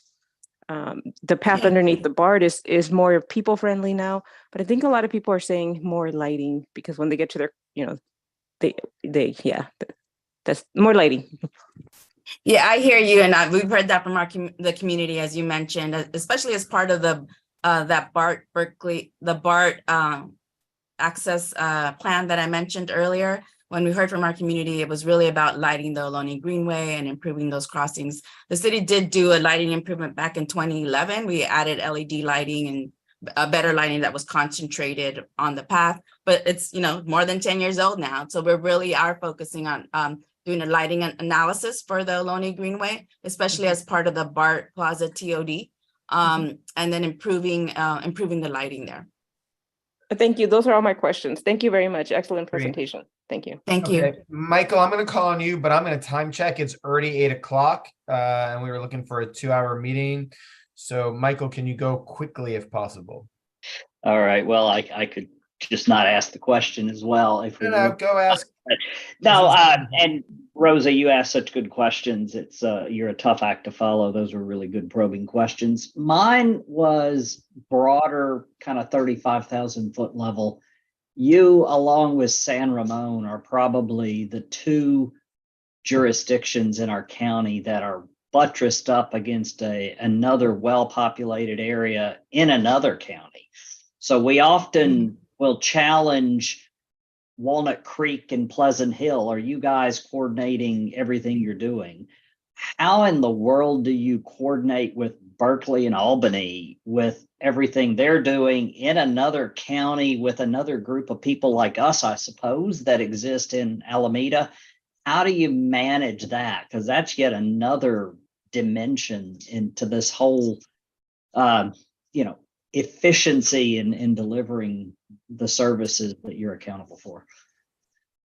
No, that's a great question. I know there is a lot of joint planning efforts for like our major corridor, which is San Pablo Avenue.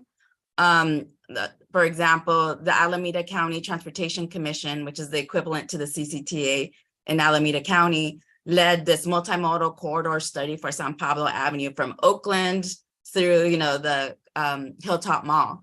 And all the agencies along the corridor, including here in West County, had staff that represented, that participated in the technical advisory committee. But we're trying to develop a cohesive plan for San Pablo Avenue to improve transit, transit performance.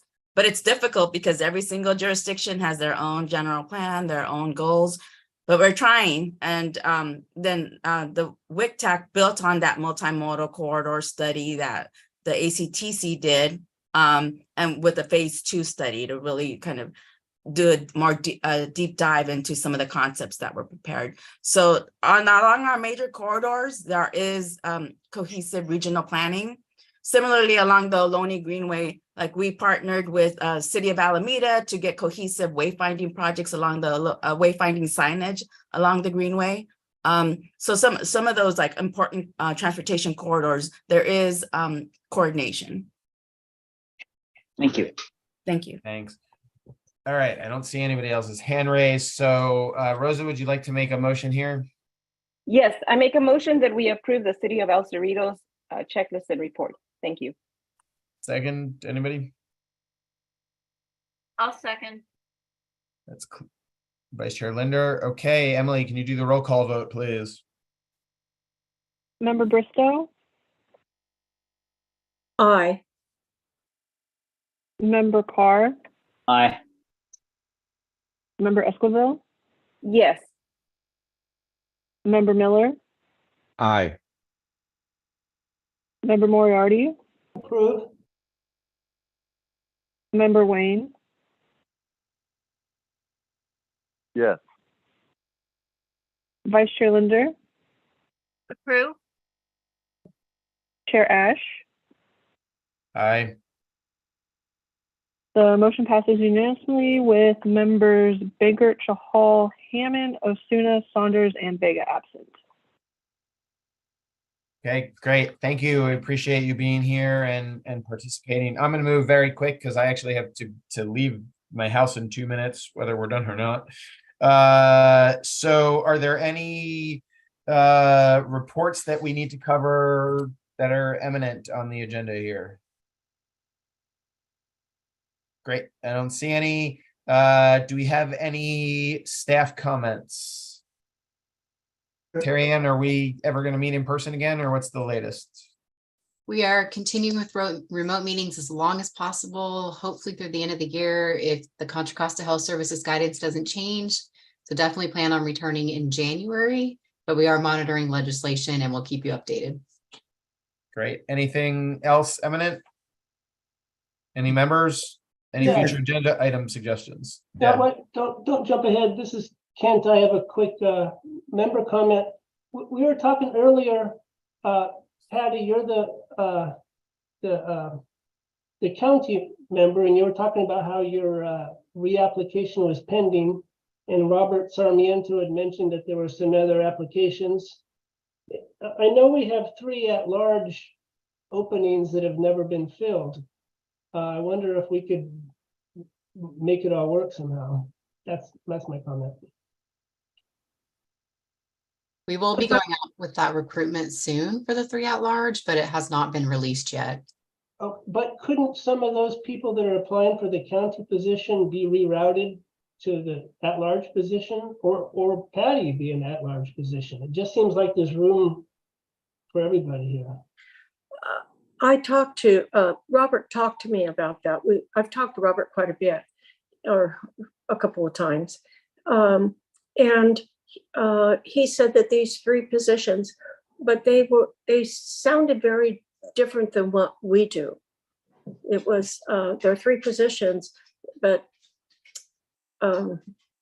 it wouldn't be the same, according from what I found out from Robert. In fact, I thought that one was even for a youth person. I could be wrong, but I'm not really sure. But thank you, Kent. I appreciate you being concerned, and we'll just see what happens. Okay. So that's a good point. Terry Ann, can you follow up with Robert and mention to him, once they go through their process and appoint whoever, that if there are qualified applicants, we might have at the right time, we will have other openings that maybe, if somebody was qualified, but there's another space that they could reapply for. Yeah, we will definitely keep Robert in the loop, and they are 3 countywide at-large appointments. They do represent the entire county, not just a jurisdiction. So similar, Patty, to the county and what that you're representing the whole county. The difference is they are appointed by the CCTA board instead of the Board of Supervisors. But otherwise, they're representing the entire county, and anyone can apply that lives in the county. So it would be an option, yes. But yeah, that's a great idea. We'll reach out to Robert as well and encourage anyone who did apply and doesn't get that seat to apply for these positions as well when that does happen, hopefully in the near future here. Yeah. Okay. Future agenda items. Great. Okay. Then if you do have future agenda items, please send them to Matt. He loves to comply with all our suggestions. And I think there we are done. Thank you all so much. I'm honored to continue to serve. I really appreciate your vote of confidence. And Michael, please, maybe Terry Ann or Emily, can you connect Michael and I, and we'll talk him through all of his responsibilities in his new role. So that concludes our meeting. This meeting is adjourned at 8:08 p.m. Thank you, everybody. I appreciate everybody's questions and good input tonight. Thank you, staff. Bye, everyone. Good night.